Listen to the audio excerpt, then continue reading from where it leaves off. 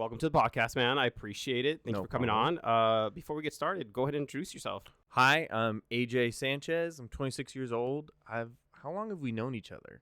Since you were 18, right? Yeah, so that's 8 years. 8 Just years a little going bit. on now. Just a little bit. I work at Topgolf. I have a kid. I was like, I don't really know. That's good enough. We can start with there. Cool little gist. So really, so what did you come on the podcast today to talk about? Well, first off, thanks for even having me on here. This is really exciting. Oh, no, I appreciate you. Yeah. But what I really want to talk about is like self-expression Okay. and just the realization of that for me and the journey that I've been taking with it. So what does that mean to you? So when you say self-expression, what is it that really came to your mind when you thought, wow, this is something that really connects with me? I think it really boils down to being exposed to things that I was told that were wrong my entire life.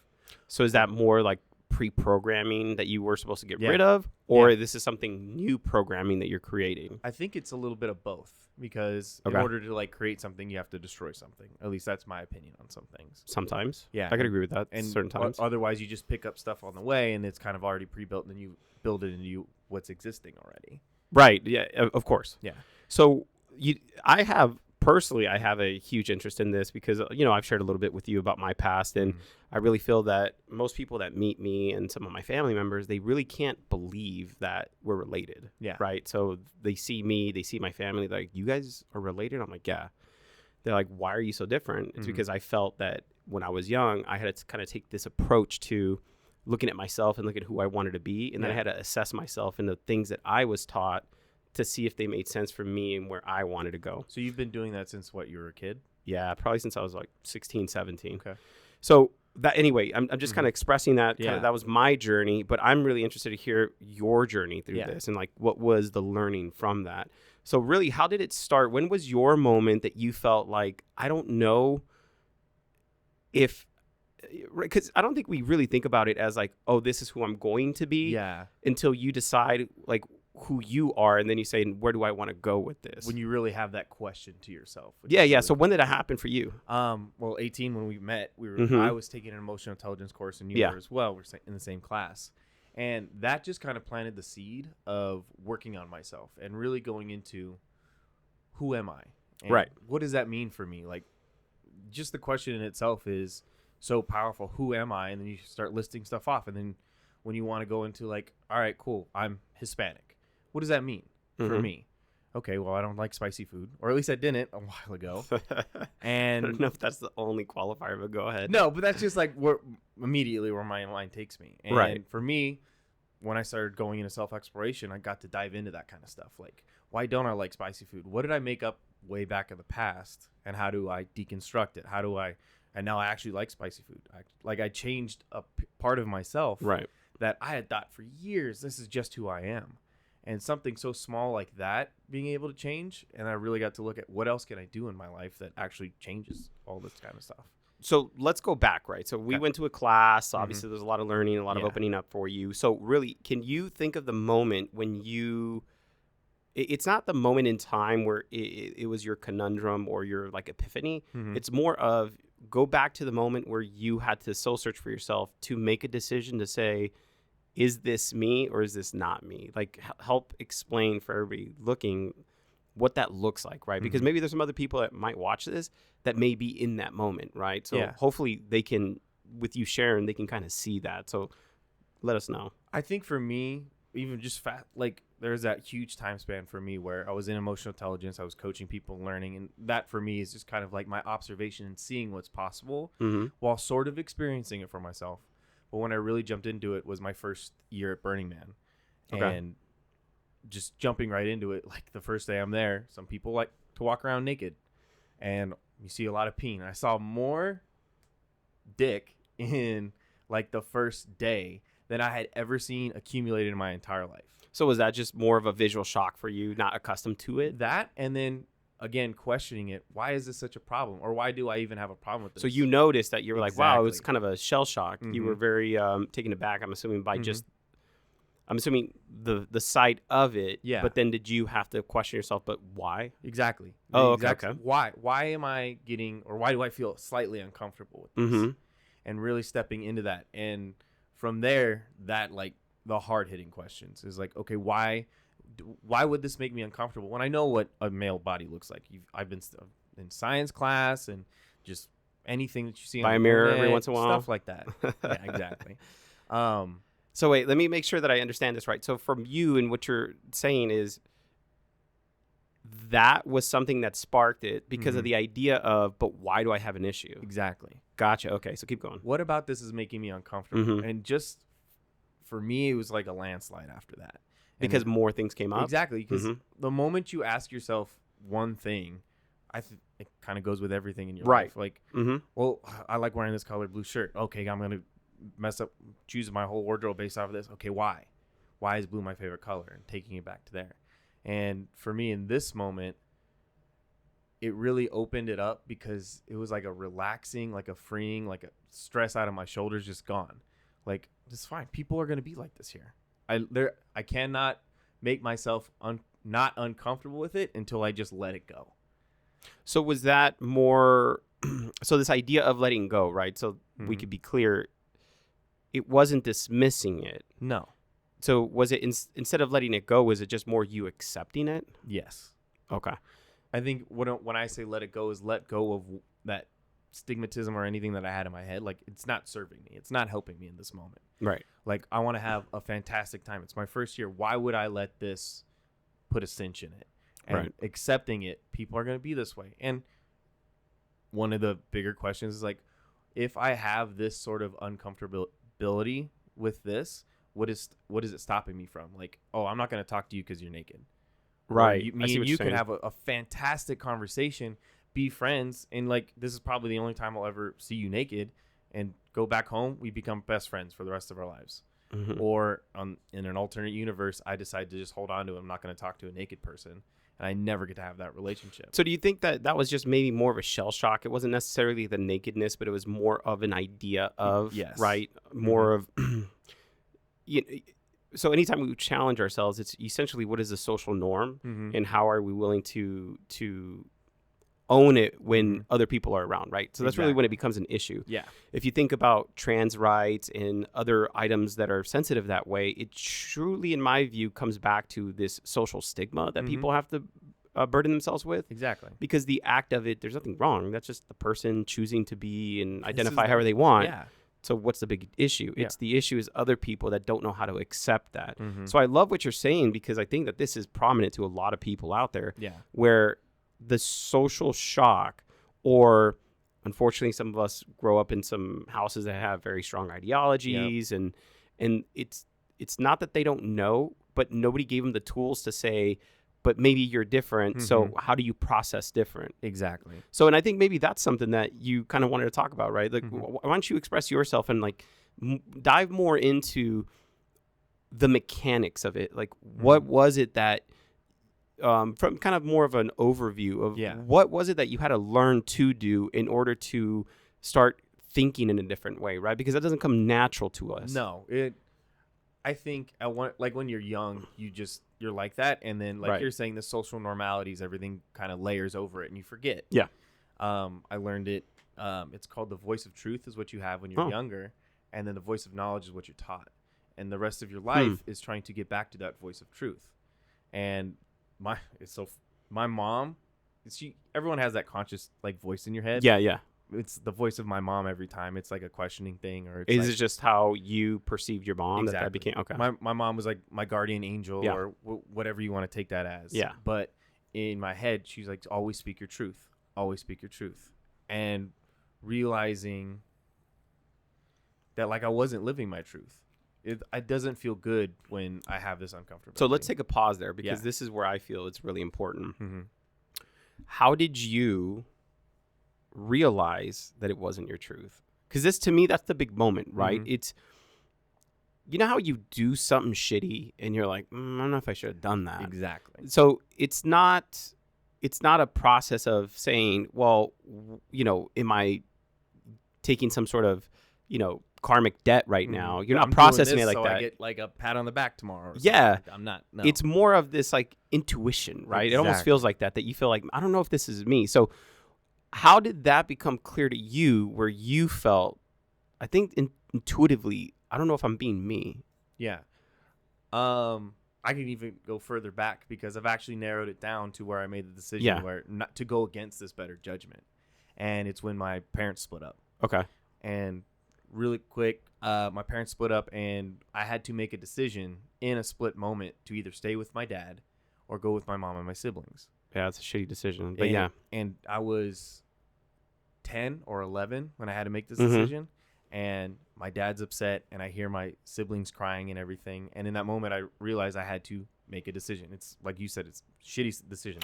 So was that more of a shock value that you think it was? That, and then when I made that decision, when you're talking about when you make that decision, you feel regret immediately. Yeah. I immediately felt regret, but something in me also hardened. And I realized that I lost something, a part of myself at that time. Was that to cope, do you think? It was more of a coping mechanism? I literally, and it became a result until I started doing emotional intelligence, that I put others' needs before myself. I went into that car because I heard my siblings crying. I gave them all my toys so they stopped crying, and I was taking care of my little sister so my mom could go through her own process. Right. And I shut all that down. I held it on inside. And it wasn't until the first time I got to speak out and make that decision again to rectify it. And I can't even remember. Okay, I actually do remember. Making the right decision. Yeah. Which decision that vibed with me, that went to my voice of truth. And it was telling my dad that I loved him regardless of what he did. And I forgave him. Because for me, that just lets That's go. powerful, man. And it lets go of all I just felt like this huge release in my body. And it's just from all that small amount of like holding on to shit. And I finally it happened. I can't do anything to go change it. I can't make it better. It happened. Yeah. I've dealt with this in my entire life. I'm done. I don't want this anymore. Now I want to have an amazing relationship with my dad. I want to be there for my siblings. I want to be there for my son. Like, I know I can't prevent things from happening to my son, but I want to be in the best mind frame for myself so that I can make decisions with my voice of truth so that he can see it.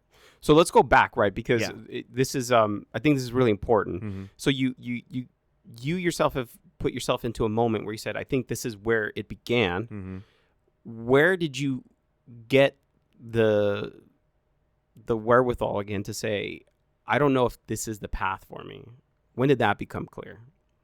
When I made that decision about my dad, because I had been holding it. That you were going to forgive. I was going to forgive him. Okay. Like, and it wasn't even like it wasn't conscious to me until you start questioning it. Right. And that's the only way you could get to the stuff that's not, or for me, that I could get to the stuff that's not working. You don't know what you don't know. Right. And until you start digging, you're not going to find gold or the shit that you have in your backyard. You have to dig. Yeah. And for me, it was digging, and then finding it, and then be like, wow, I'm still upset about this. And now I'm as an adult, I get to deal with this. So how old were you when this happened? This started when I was 16, and I think I made the decision in our class when I was 18, and it was just like, I'm done. Like, okay. Yeah. So now, from my point of view, right, that didn't become very clear to me. So there had to be something else then that happened after that where it became clear to you.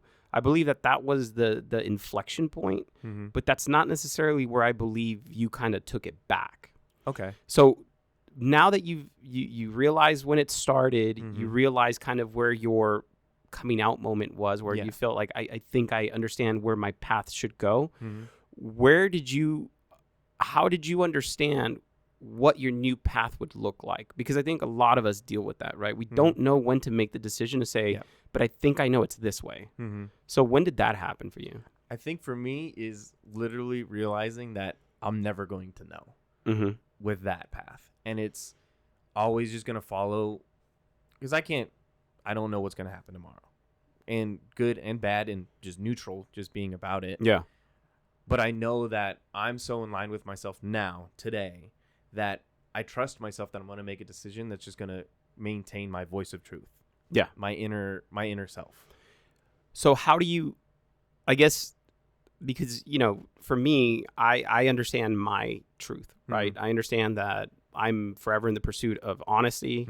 I'm forever in pursuit of the best truth that I can find, meaning objective and hopefully introspective. Yep. But that's a me thing, right? So what do you feel was your North Star? What became that? If you were to describe it to somebody. I think it's my kid. Like literally Really? in my head now thinking about it. So when I was 18, when I had this realization, I acknowledged it. I didn't have a kid. I didn't have a kid till I was 21. Right. So during that 3-year time frame for me is just like learning about myself. Okay, cool. I can actually make these decisions. But then I'm having a kid. For me, it's like, all right, well, now I actually got to get myself together, because if I don't, then I'm just going to put the cycle back into my kid, subconsciously or consciously. Do you think that somehow had like the echoes of your past in it? Oh, 100%. Okay. Like, you see yourself in your kids. At least that's what I see. And there's a quote, and I'm going to try to get it. It's, be the person you needed when you were little, or be that adult. Just be that person.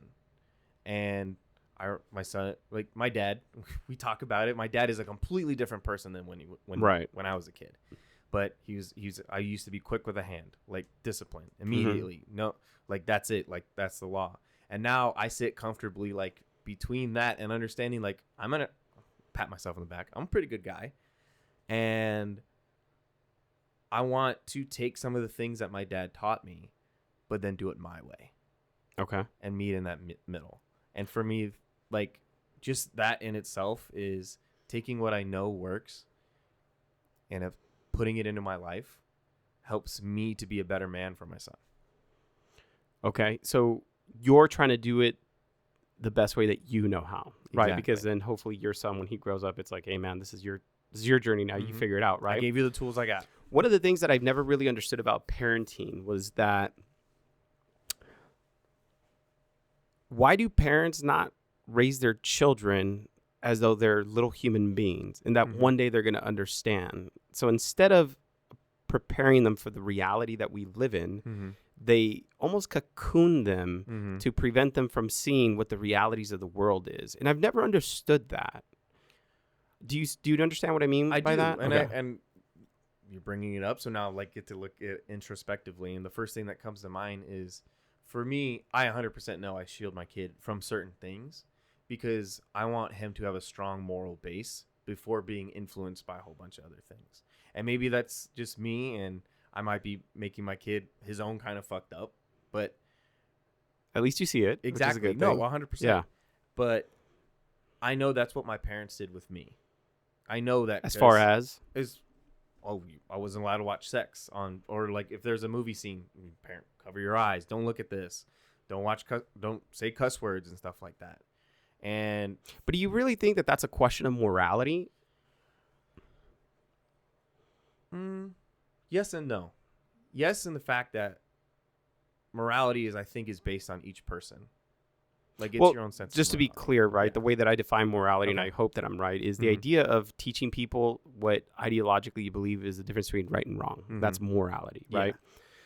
So is it wrong for kids to watch sex on TV and that's why you cover it? Or are you just saying there's nothing wrong with that? It's just that right now that's not something that you need to be exposed to. I think it's the second one. Okay. And I also realize that I let my kid expose him to a lot more than I know my parents did. Because for me, like, just you don't know until later on. Like, right. I know now, thinking back on it, my thought is, oh, that wouldn't have bothered me if I had seen it. I might be a completely different person. You see, and that's what comes up for me is having that capability of you understanding is I don't know what it is for them, but maybe I need to prepare them to understand what it's going to mean when it comes up. You know what I mean?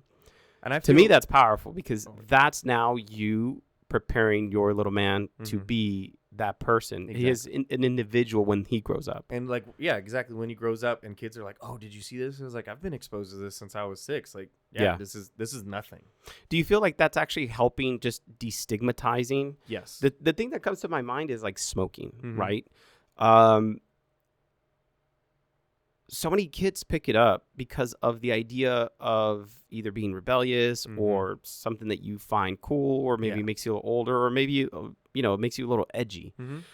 and I could be wrong about this too, right? We're just maybe oversimplifying, but the idea would be, how many things can you destigmatize where kids are just like, I'm just not interested, right? Mm-hmm. So you don't do it for the social factor, right? We're kind of coming back around to that, is that social normality is what I feel affects most people, because they don't know how to be individuals. I 100% agree. One of my things that immediately popped up when you're bringing up that stuff is sex, just sex in general. Mm-hmm. And so you have to wait till marriage. You have to wait. And I waited till I was 20 to have sex. And was it for you for a number? It was, or was just maybe your comfort level? It was my comfort level with it. And it was also, my parents told me that I should wait for this. So I'm going to wait. I'm going to listen to them. Oh, okay. And then, so it's still part of the programming. Exactly. And then realizing for me that it's a thing. It's like everybody has sex. No, you don't have to have babies, right? Exactly. No, I know. Found that out. But I think for me, just for sex. Yeah.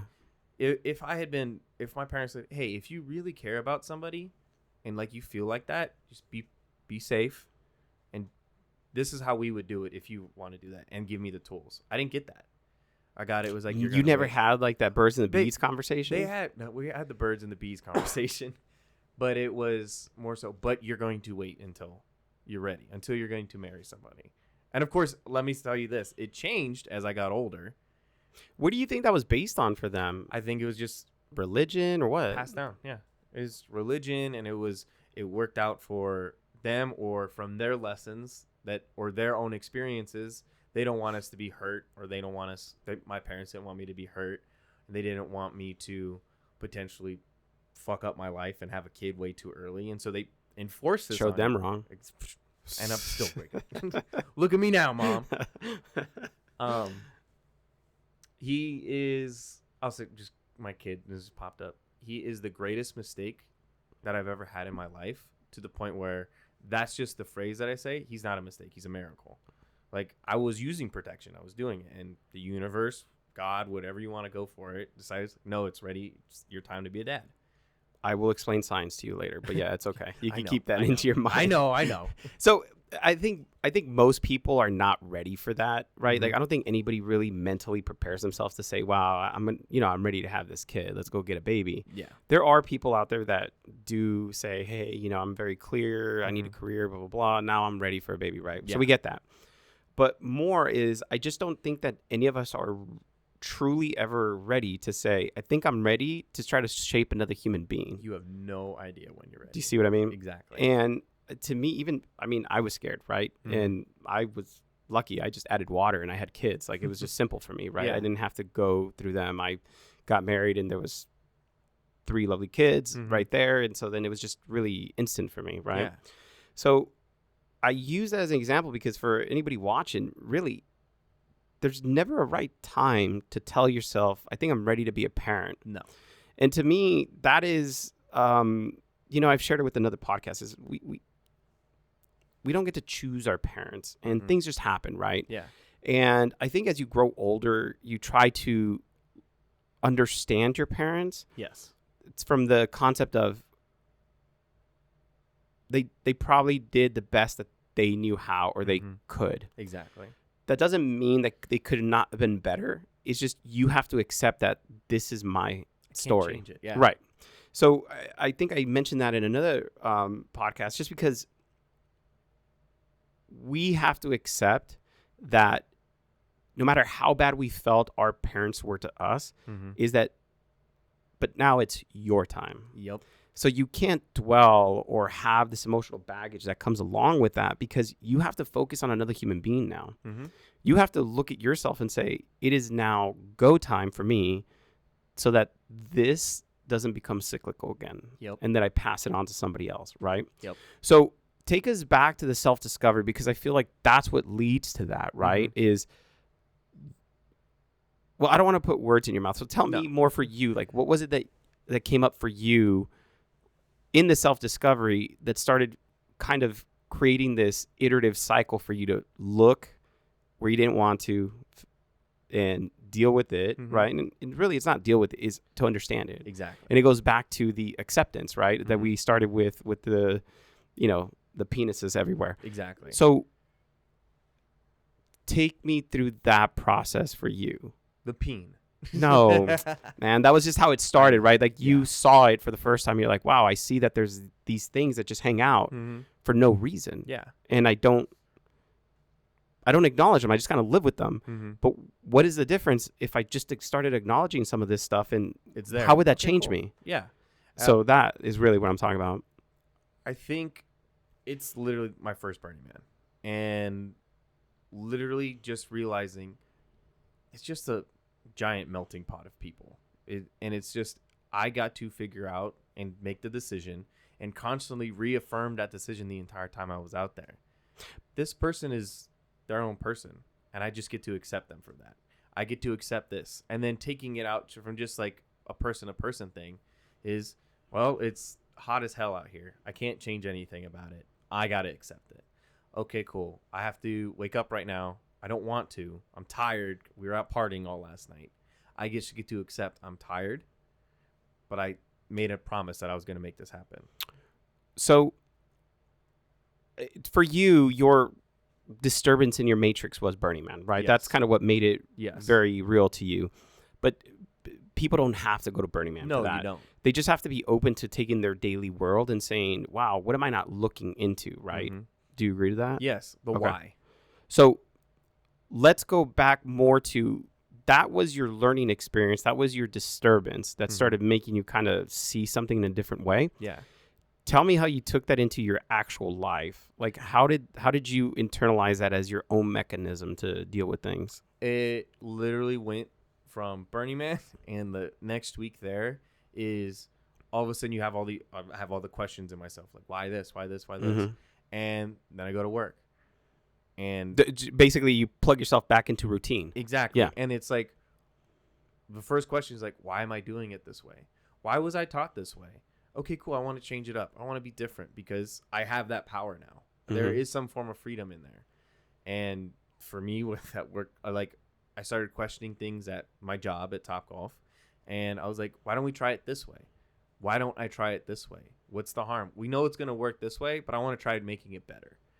And that was just work. And then I started coming up with new project ideas. And then I started opening myself. And then I changed relationships within departments at my job. And now everyone's like, they talk a lot more. I changed up how I even respond to emails, like business emails. But take us back to what about you has been changing in order. So those are the byproducts Actions. of something internal. So tell us more through internally what changed for you.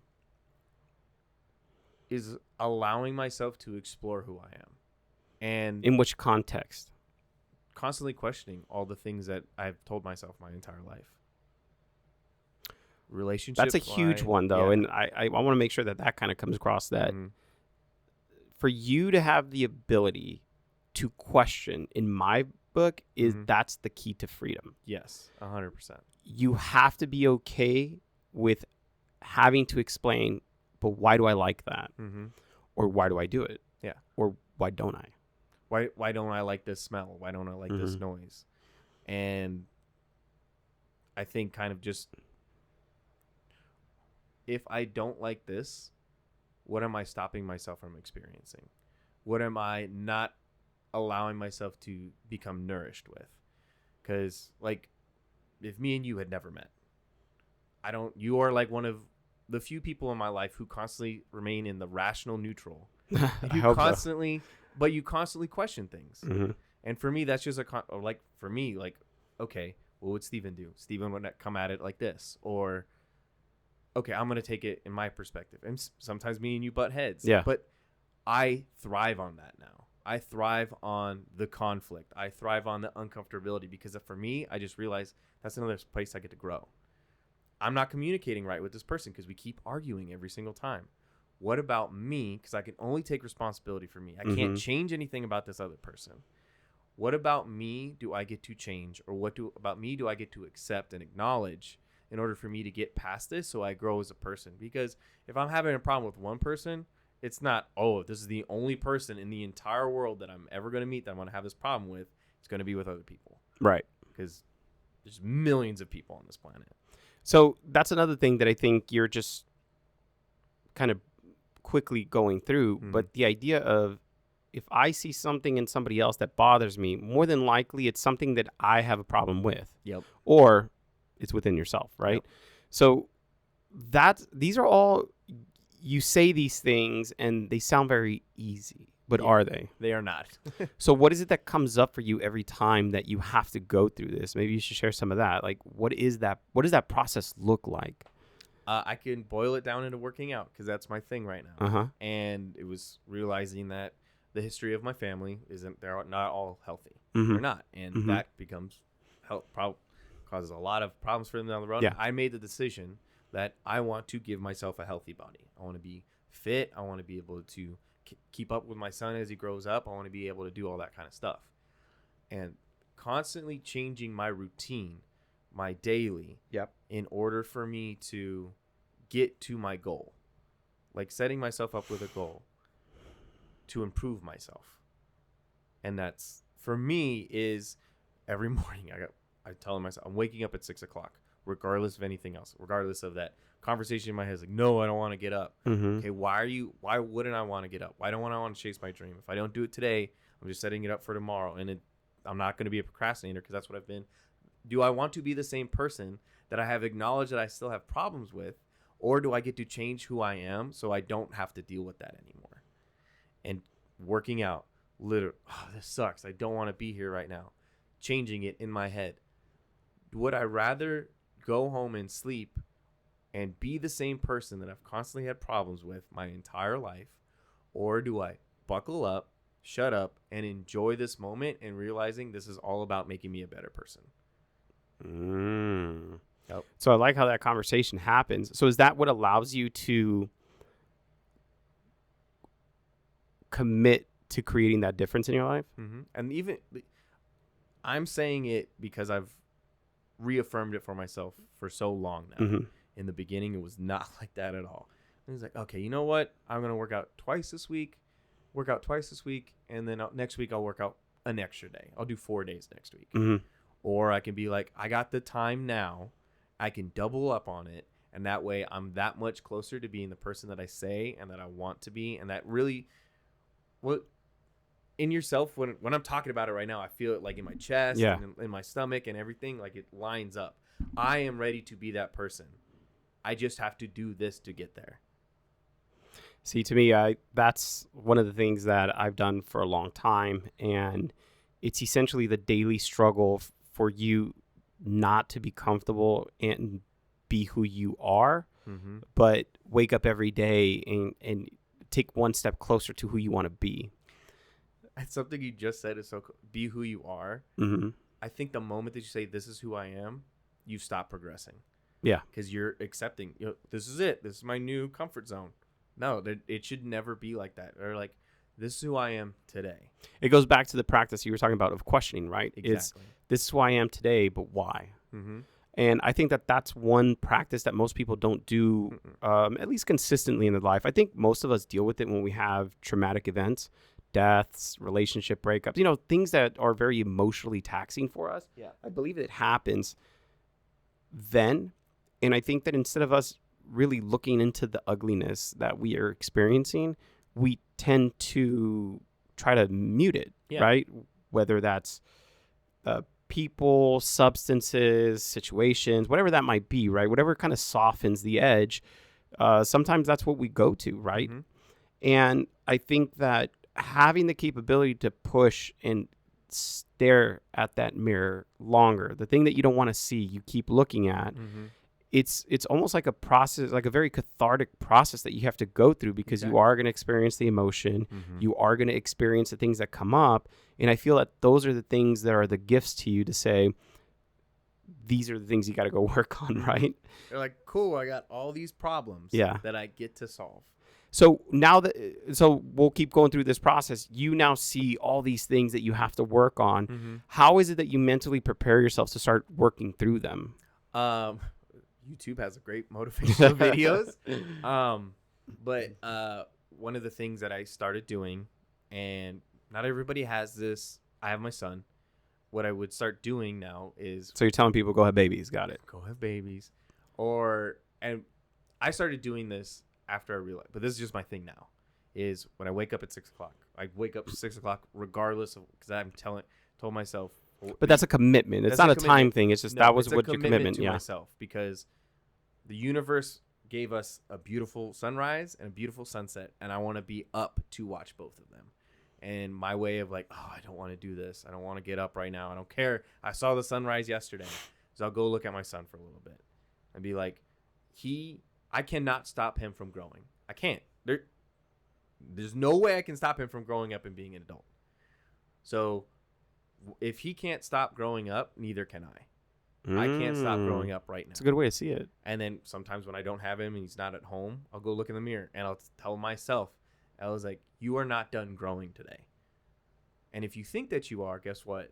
Then you get to look at that. Why do I think it's okay where I'm at right now? Let's go deeper. Yeah. Let's go further. What's the next step? Yeah. That's good, man. I like that mentality. So what I hear you say is essentially you're trying to find something to connect with that kind of grounds you in the energy that you're trying to create. Exactly. Right. And every day is going to be different. You might have a bomb day the day before and you wake up and you're still energized off that day. Great. Still ground yourself. Don't just be like, I'm still going to run off.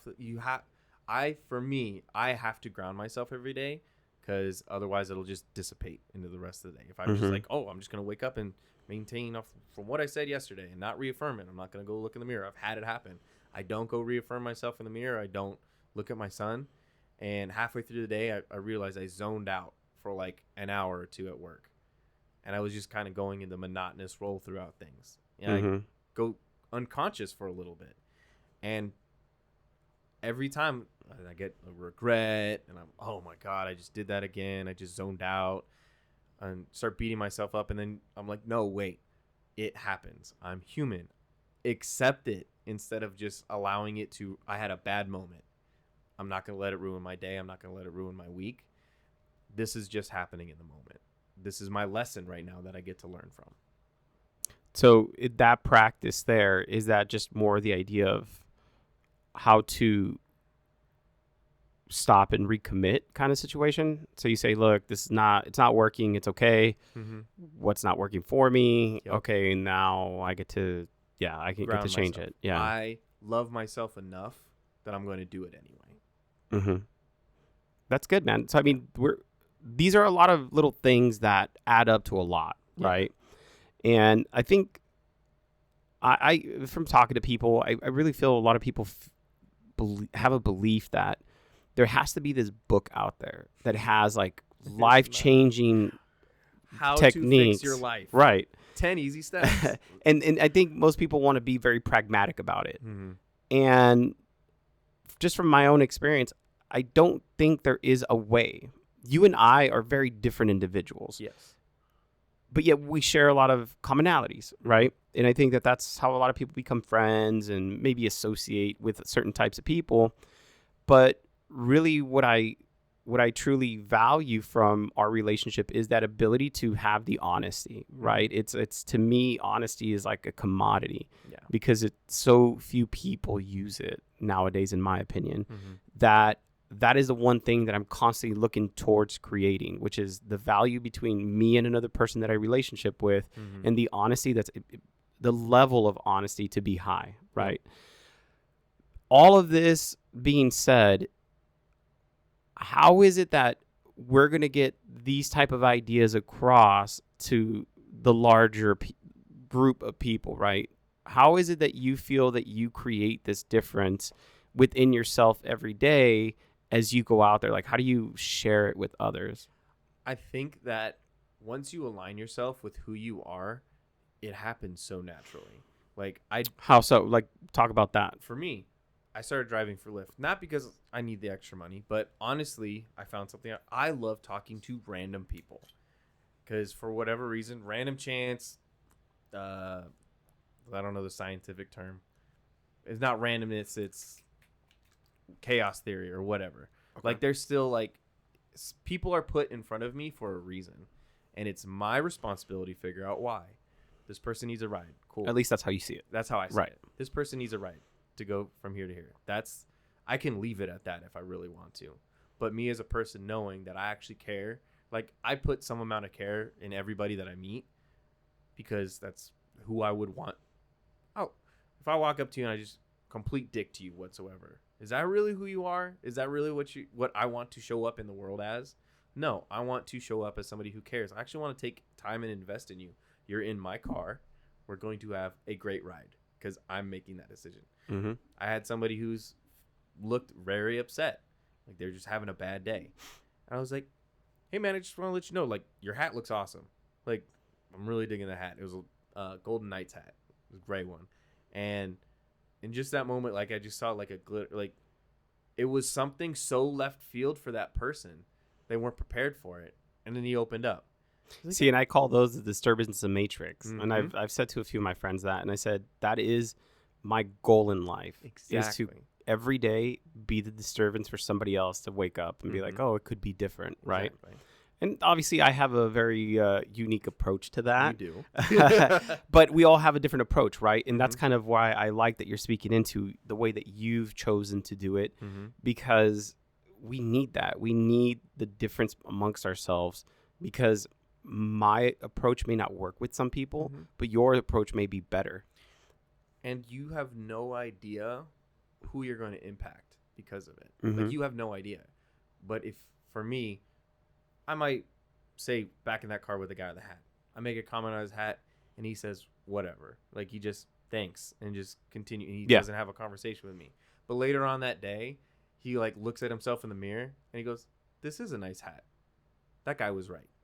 Possibly, right? Possibly. Yeah. Like, I cannot prove that that was going to happen or it wasn't. It just lives into the probability of everything. But now it's, you feel like you're creating that possibility for that person. And that just keeps it rolling within me. Like, this person might not acknowledge what just happened between me and him now. Or they might not ever acknowledge it. But for me, internally, what I can only take responsibility, I just vibed with myself. That made me feel good giving that person a compliment. I'm going to give the next person 2 compliments. Okay, now I want to give 3 other people a compliment. You know what? I'm going to call my mom. I'm going to pull over or go get something to eat and call my mom. Or I'm going to FaceTime my dad. Or just connect. Yeah. And I found that the more that I just allow myself to express myself, just do this, go say hi, help this person out with a project, that karma, whatever you want to call it, it brings it back to me. And sometimes it's just internal. I just feel good. Like, I know I made that person's day. I just know I did.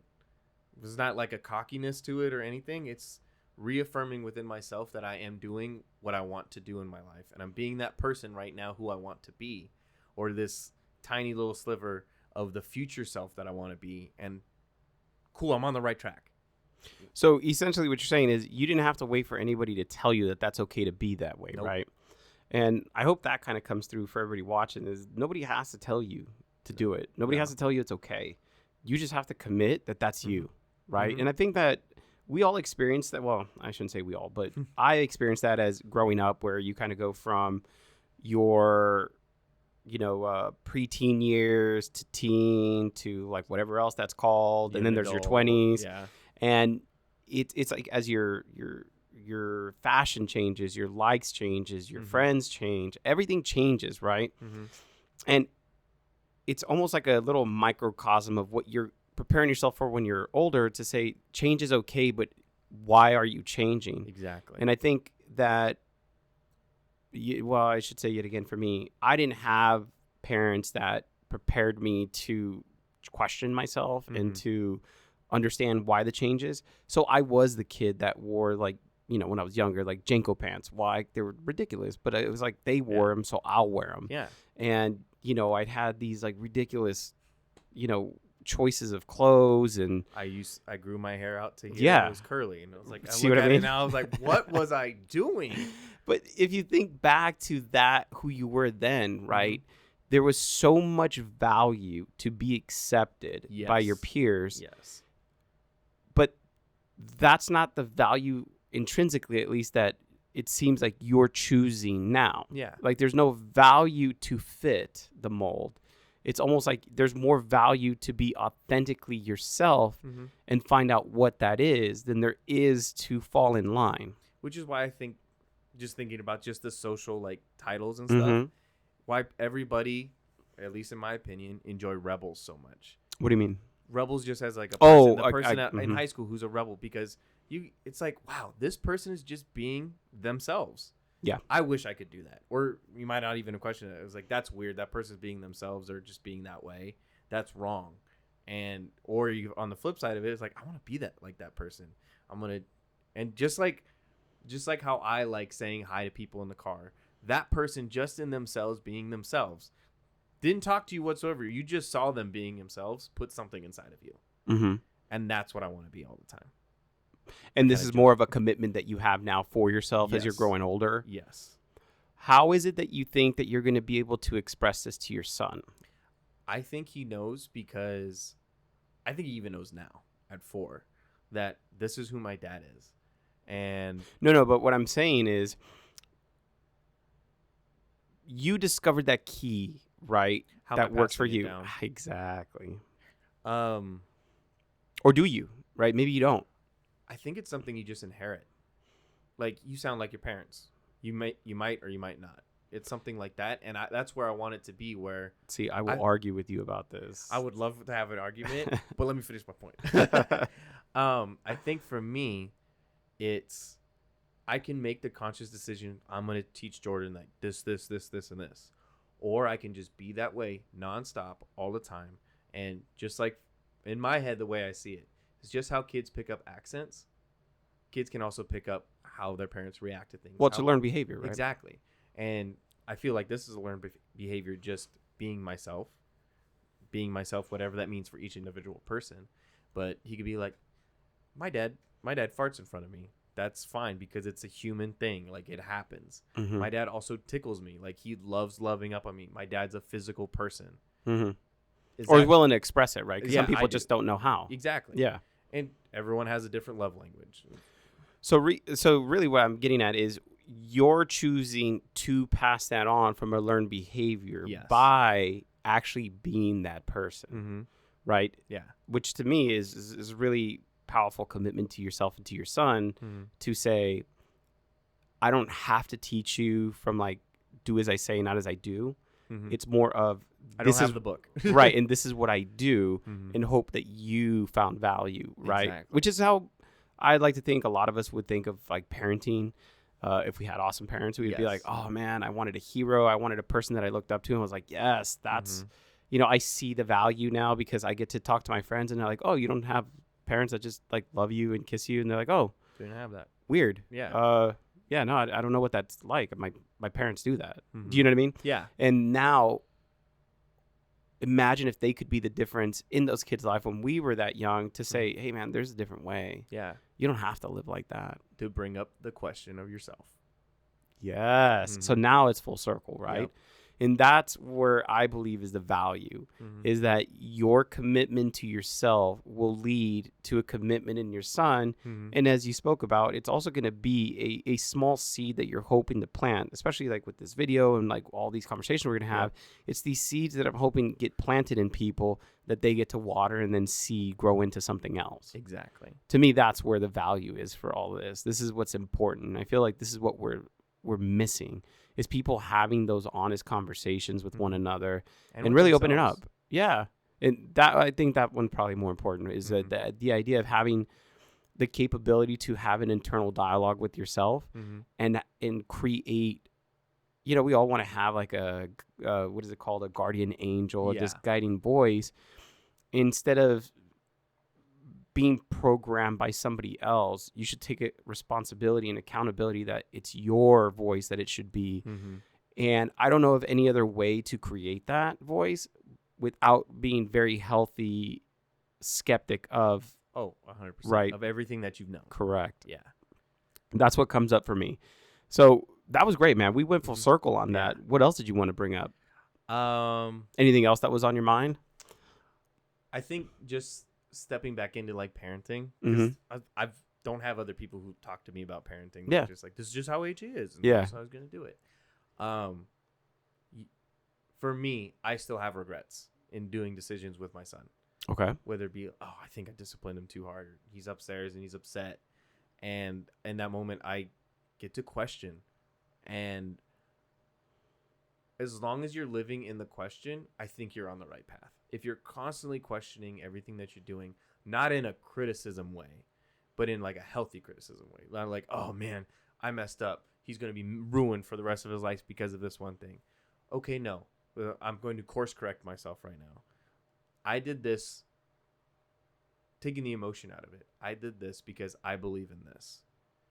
Then this, then this, then this. And now I look into it, like separating my actions and my feelings and really looking at it. What was really driving? Why did I let my emotions come up in this moment? Let's go into it and let's make amends or do what we need to do to make sure that it's beneficial for everybody in it. So then I'll go up there. I'm like, buddy, do you want to talk? And he's a 4-year-old. He's not going to have a full-on conversation. Right. But I'm bringing myself down to a level where I know that it's not about the words that I'm saying right now. That's kind of just for me. Mm-hmm. It's that I'm connecting with my son in this moment. Like, I love you, Mm-hmm. regardless of what just happened. And I did this because I don't want you to do that because I feel like it's going to be negative for you down the road. And then that's it. And then if just in that he just gets the love, that I was just coming out of a place of love, that I loved him so much that I didn't want him to have this happen again. Or for him to get in a fight at school. Like, you got in a fight. It happened. You're not in trouble for like a week, but we get to acknowledge what happened and know that I love you regardless of that. And that it's okay to make a mistake because that's how you learn things. I feel like you learn in your life from your mistakes and you learn in your life from asking yourself why. Yeah. And that's how you grow. Well, that's the introspective nature now, right? That we were talking about earlier, that there's the ability to question yourself, a healthy ability to question yourself. And then the work starts when you do the introspective part, which is why I call this Life with Perspective, which is the idea of, can I take on somebody else's perspective for the sake of helping me understand it more holistically? Yes. Right? Do I understand both sides of this? Do I understand 3 sides of it? Do I understand 4 sides of it? And when I do I start saying what's best for me, or do I say what's best for all of us? Exactly. And I just read a small little like snippet of something from, I think it's Russell Brand. He's the guy with the really long wavy hair, whatever. The actor?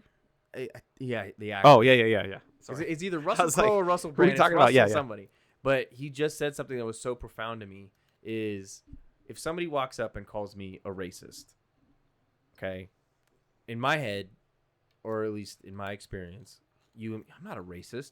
This person has no idea who I am or anything. Is it because you just internalize it to yourself? You do. But the quote you that do. I do. The quote that I was bringing up from what he said immediately, they are in a better spot for judgment than I am, because they're looking at me in their point of view, their perspective. And so rather than deflect it or ignore it and just get uncomfortable with it, I can, okay, cool. Can you tell me why you see that way? Because I do not want to be that person. I don't want to be considered a racist. Or perceived that way, or right? Perceived that way. I feel like I'm not. I'm not, again, I don't feel like I'm a racist. I'm just doing it from the snippet that I read. But in this moment of it, allowing somebody's perspective of you in instead of just denying it also is another form of growth. Because I'm not accepting what they're saying. Right. I'm listening to it. Right. But you're also, I don't want to say pondering, but you're accepting of, what if that's true? Yes. What does that mean about me? Mm-hmm. Is that who I want to be? How am I being perceived this way? Why am I being perceived this way? Right. So the questions start, right? Exactly. Then the introspection takes over, which is, well, let me look. And then the next day you're like thinking about it. And then the next day you're, okay, wait, did I just do that because of, I'm not doing that anymore. I'm going to make a conscious And I think effort that's to what's change it. lacking, in my opinion, to parenting, is the ability to be introspective. Because, and I saw this weird cycle, and it's strange for me because I see it within my own siblings, which is, they had this idea of what they did not want to be, and then it turned into like nostalgia / but now I have to champion it because it's what defined me, and that's who they were, my parents, right? And to me, that was a very strange thing to see. And maybe it's because I'm just a weird person, but I think we're all weird. But I never saw that from my parents. I just accepted them for who they were, accepted for them for that they did the best that they knew how, and the best that they ever, like, they became the best person that they were willing to accept themselves. Exactly. Does that make sense? Like when you say, no, I think I have more, well, then that's where the journey begins, right? And I don't think it was very, that wasn't very easy for them to do. No. So when I went down this path of the introspection, I saw that because people were willing to take what they once didn't understand because they were experiencing it from their parents, and then they became parents themselves, then they flipped it and said, oh, it's not what I thought it was. It's not what I was. Yeah. It's now I have this feeling of like, but maybe they were right, or I don't know any better, so I'll just do that. And to me, that's fucking asinine. It kills me when I see that, because I'm like, but no, this is how you get to be. But like, how are you going to try to make this better now, right? Instead of creating this like generational cycle, it's like, how are you going to break the cycle to become something different? Yep. And this is why I thought your subject matter was awesome for a podcast, because there's a lot of people that don't have that out there. And no matter how I feel about my childhood, I'm sure there's people that have had 1,000 times worse of a childhood. So how do those people get to watch something, hopefully, and see you and I discuss things that maybe were a little hurtful, or things that we didn't necessarily agree with or like, but we're better today because of it, right? Exactly. I don't think you see it as trauma. Maybe now you see it more as like, oh, there's those opportunities of growth. That was my lesson. Yeah. So speak into that a little bit more of how you go back to get more value moving forward. I constantly go back to the moment when I talk about my parents separating and stuff, like going back to that stuff. Not constantly, because I feel like if you're constantly putting yourself through a story, and even if you've accepted it or not, you're putting yourself through the emotions, your experience again and again and again. Somebody taught me this.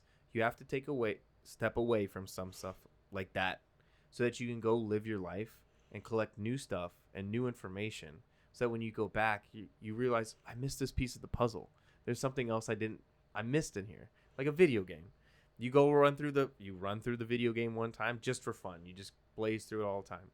And then you find out there's secret chests throughout every single level, or there's some special hidden Easter egg in it. And then you get to go in deeper in a place that you've already been before, but explore it differently with new knowledge for yourself. So is that the analogy that you're using to kind of how you feel about your own, kind of going into how you're perceiving the values and the things that maybe you realize that if you just look a little harder, or you maybe replay that moment in your mind, that then it makes sense? Or not, I apologize, not that it makes sense, but you're like, there's more growth potential in that. Maybe I didn't dissect it enough. It's like if you have a big math problem, but you only know so much, and then you okay, I'm going to go learn, and I'm going to come back and figure out this math problem later. And then you figure out the whole problem, and you're like, wow, okay, cool. And then you look at it again, it's like, it's even more complex than when you first got there. Okay, cool. I got to go learn up some more stuff. It's constant work, and I think that's exciting because that means I'm never going to be bored. Has it ever gotten overwhelming for you? I think in the beginning, yes. When you decided to walk this path? Yeah, when I decided that I wanted to improve myself. It was very overwhelming in the beginning, because constantly questioning things all the time is, I think, overwhelming, just how you brought it up. And then understanding that you can focus on one subject matter at a time, and it's not like you're ignoring everything else. Right. I'm choosing to put my energy towards this right now so that I can get the most out of it that I can, and that I don't go crazy, and that I'm not going to infatuate or lose myself to everything, get nothing accomplished whatsoever. So is it more of like an investment in yourself? Yes. So when it comes to having or conjuring the energy, right? Because I remember when I was young and started down this path, I felt exhausted. Like I felt like, when you're mentally tired, for some of you that might be watching this, when you're mentally tired, it's way different than like body tired, right? Yes. So you go to the gym and you're like, I'm sore. You're sore. Oh man, I just got to relax for a second. Yeah. But sometimes when you're mentally tired, you feel like somebody just beat you up. You'll stay with you for a week, a month, or maybe even a year. Yeah. but something that I've realized in both physical and mentally, emotionally, everything, and that's something that I learned when I went and did ayahuasca. One of the things that they say constantly, pain is temporary. Look at what's going to be on the other side of it. And that's now what gets me through whenever I do feel overwhelmed. Okay, you know what? I am overwhelmed. I'm acknowledging that I'm overwhelmed right now. This is going to be temporary. I am allowing this to be temporary because there's a lesson in it. What did I do that made me feel overwhelmed? So that, again, you brought it up with physical. It sticks with you forever, but it is for me like a muscle. Is you're working it out. You're working this part of yourself out, and it just takes a lot longer than physical anything. But then when it comes back and you decide to go back into it again, it's easier. At least for me, it is easier because I've been here before. I made it through, and this time I'm going to go deeper into it, and I know that I'm going to come out okay because I already did it before. That's awesome, man. Yeah. I think that's where you start essentially filling your tank so that you can go out and reach across and help others. Yep. Because it's really difficult that when you first start to be available for others in that way, because there's just so much going on with yourself. Introspective. It's in yourself. Yeah. And then I think that once you, as you said, you grow that muscle where you feel like you have more energy, you know how not to take things as personal. You don't take on other people's emotions about it. You just kind of help them through because now you're breaking it down logically. Yep. That you become, what I feel for some people is you essentially become that no bullshit filter where you get to they get to speak to you and you repeat it back with none of the bullshit. Yep. And then they're like, oh, I didn't think about it that way. They teach it all the time, the difference between listening and hearing all the time. Like, you can listen to somebody or you can actually hear them. Like you're saying, no bullshit filter. I can tell you, man, I just got back from the gym. I had a great time. And then, but you really hear is he brought this up for a reason. I'm going to actually have a conversation with this person. Or you hear a different message inside of it. And because me and you know each other, like that's not what you want to talk about. Do you really mean this? And then for me, it's a question. It's like, yeah, I did really mean that. Let's talk about it. And do you feel like that's something that you're doing more often now? Yes. With others? I love when people question me. My boss does it a lot. And I love it because I learn because he's my boss for a reason. He has more experience than I do. And it's, why did you do it this way? And I might have done it subconsciously or I thought it was, and I get to explain it. Yeah. And by getting to explain it, he gets to hear it. He's like, I never thought of doing it that way before. We're going to do it this way now because I like it. It's different. It's changing me up, changing my perspective on it. For me, it's like, AJ, do you want more responsibility? And just for me, like taking all this learning and just purely just in the business aspect of it or in your job or your career, I find that when you're constantly being yourself, you change your environment very slowly, but it's gradual. Like, now my boss, do you want to have lunch today? Well, before it was just like, I'm your boss. I'm going to go have lunch. Right. Oh, because he actually values the stuff that we talk about. And because of that, we have a way different relationship than I think a lot of other people have with their bosses. And because of that, I get to... Do you think, I want to make sure I clarify this, that it's not necessarily... Everybody's relationshiping, right? But you guys are within a professional context. Yes. So I think that more the way that would probably come across best is you guys have a mutual respect for each other's professionalism. Yes. Okay. And understanding that we're going to question each other and it's not going to be because I'm trying to make you double think yourself, is because we're learning from each other. Well, you guys have established that intent between each other, right? To say, look, this is the reason why I question. It's not to cut you down, but it's to understand why. Does that make sense? I don't understand. I want to understand, which is why I'm asking you this question. So how have you created that healthy context of questioning people without them taking it as though you're... Because remember, it's not why you did it, but it's how they perceived it. And it's dependent on each person. And it's, for me, it's coming from a place, or at least when I'm in that middle of that conversation, where am I coming from? For me. Why am I asking this question? Or what purpose does this question have for me? Is it like truly valuable? Because I feel like if you're completely in line with yourself and you ask somebody a question, no matter what they say, you've already opened yourself to allow any answer they're going to have. And then you just take it in and you continue that. And that's true communication for me, is when you're open to whatever's going on with that other person so that you can learn and you can grow and pass on wisdom from yourself to them if they choose to accept it.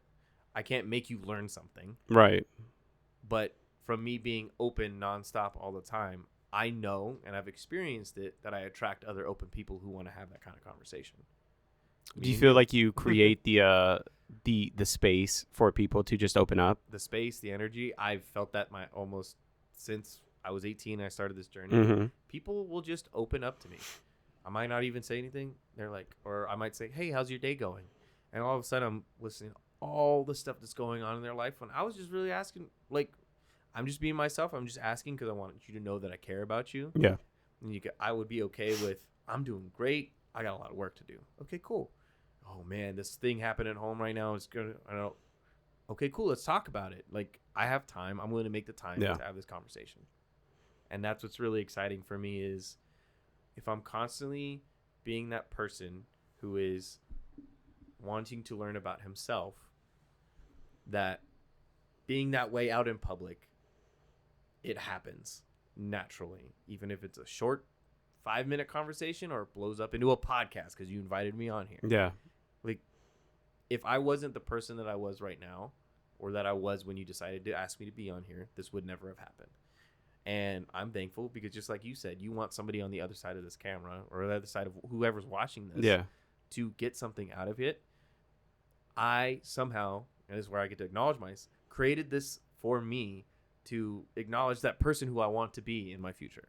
Yeah, absolutely. Yeah. I think that's where it kind of all stems from that, right? You have to have a commitment of you could see it. Yeah.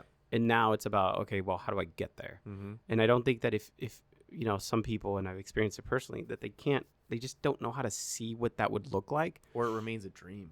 Right. And you know, there's this idea of like imposter syndrome of that you're not good enough. Yeah. And I think a lot of people personalize that and say, well, I'm just not good enough, right? I just can't be them. Or you got lucky, man. You had good parents, or you had money and you grew up with money. Yep. It's like we all find something to be the excuse because we don't want to actually own the reasons of why it's not happening. And we'll ignore the exceptions. Yeah. Like you can go online and I'm pretty sure I can go online and literally Google kid who had parents divorce at 11 grows up to be, and leave it like that and press enter, and a story's going to pop up, and this person's become a mayor, this person's become a celebrity, this person's become is Elon Musk, then that's Elon Musk or something. Once somebody makes a decision to become something, that internal decision to do it, and they stick with it, there's nothing that's going to stop them from getting there, or getting at least really goddamn close to getting there. If they're committed. Yes. Right. If you're committed to yourself, you'll make it. True. Because the process of overcoming the challenges that are being presented is the growth pattern, right? Exactly. So there's no perfect way. No. There is no storyline. There's no your way is I should listen to AJ and do what AJ did. Yeah. It's listen to what AJ did so that you figure out what you should do. Mm-hmm. This vibes with me. Oh, I'm getting this now. Yeah. Okay, I understand that now. I didn't understand that before. And like I'm bringing up quotes and stuff that I've read, and it's just because it reminds me of something that I'm growing on within myself. And it's just like a reaffirmation that it's words on paper, so it's like it's concrete for me. And B, somebody else is going through it too. So I'm not alone. And I think that's something else. There's an entirely other podcast conversation. Sure. Is that we have this social thing that we're all alone doing our own lives. But once you break that, like I want to have conversations. I want to connect with people. You want to connect with people through here. Once you break that, all of a sudden, that's where the questions really start coming in for me is why was that ever taught? Or why did I ever learn that I was alone? See, I really think that I really want you to table that because I want you to kind of go back and get clear. Put a pin in it. Yeah, and just get clear as to what you want to communicate. And then we should do another one because I feel like that one's really important. And for you to be clear, like what you want to communicate and how is going to give us a lot of opportunity to kind of really dissect that. Yeah. So with that, do you want to talk about anything else? Or are you pretty good here? I think I'm good. All right, man. Well, you know what? Thank you for coming on. I appreciate it. I Thank really you for appreciate having you doing this favor for me. Mm-hmm. I don't know. Do you want to share anything social or anything else like that with anybody out there?